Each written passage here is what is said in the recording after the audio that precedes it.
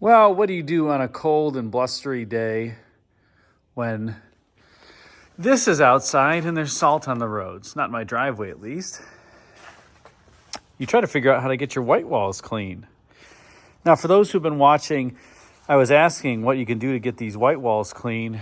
And, back in the day, you could use Wesley's Bleach White, SOS pads, and that would work and it would brighten them. Steel wool, etc. But on these new tires, they have something that leaches from the tire itself into the white wall and they turn brown. So as you can see, this one's kind of brown. Look on the other side here. Ew, yeah.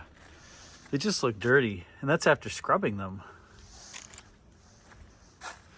So, a friend named John told me that he just uses a Black & Decker sander. One of these with a 240 grit piece of sandpaper on it. And you don't use any solvent or liquid.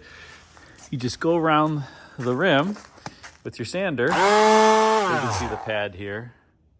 They just stick on with Velcro. And you just go around.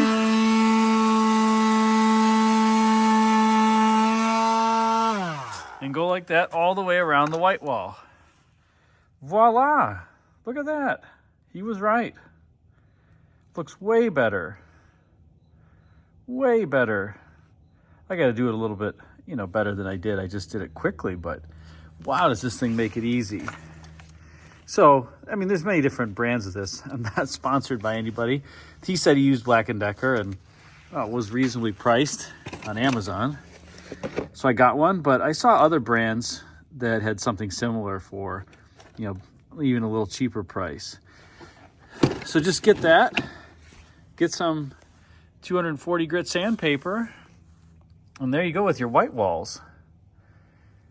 So I'm going to be doing this. This is really easy. The only hard part is the fender skirt there. You got to roll the car forward or back if you don't want to take the fender skirt off, which I try not to if I don't have to, because you have to be very careful putting it back in. You don't scratch the paint or have it slip or anything like that. So the old marquee has gotten out. Yeah, look at that. Luxury. Such a awesome grade of vinyl they used on this. It looks very leather-like. It's super heavy duty. Maybe the heaviest duty vinyl that I've ever come across. So let's see. Let me take and do a little bit back here. So this one you can see looks great. I don't know how long I'm going to be out here though, because it is cold. And one thing you want to do, get a good extension cord. Give me 1 second. By the way, like I said, this is after I scrubbed their white walls. So I've tried scrubbing these with steel wool and everything else. Watch here.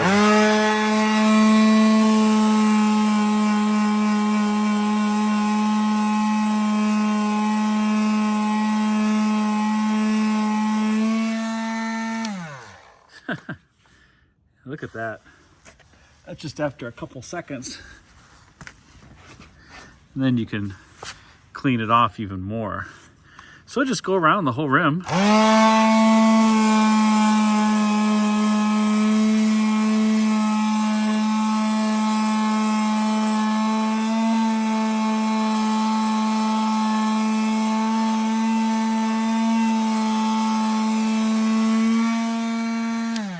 So I gotta say, this is the best tire cleaning tip I've had in a while.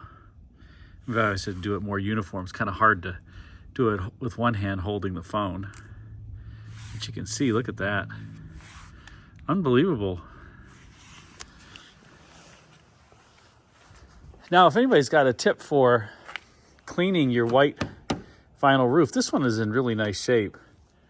Not dingy at all. But even if you can make it a little bit more white, let me know. I'd be interested. Because This car's gonna really look nice with the white walls all whitened up. And like I said, this top is in nice shape.